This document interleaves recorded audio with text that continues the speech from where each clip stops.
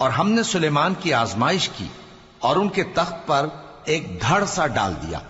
پھر انہوں نے اللہ کی طرف رجوع کی اور دعا کی کہ اے پروردگار مجھے معاف فرما اور مجھ کو ایسی بادشاہی عطا فرما کہ میرے بعد کسی کو شایع نہ ہو، بے شک تو سب کچھ عطا فرمانے والا ہے۔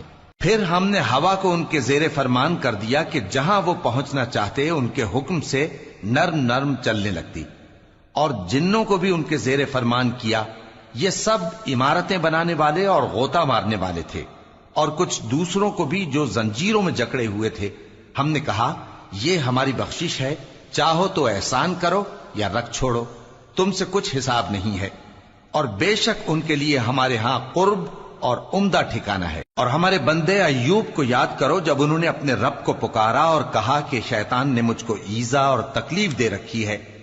ہم نے کہا کہ زمین پر لات مارو، دیکھو یہ چشمہ نکل آیا، نہانے کو ٹھنڈا پانی اور پینے کو بھی، اور ہم نے ان کو اہل و عیال اور ان کے ساتھ اتنے ہی اور بخشے۔ یہ ہماری طرف سے رحمت اور عقل والوں کے لیے نصیحت تھی۔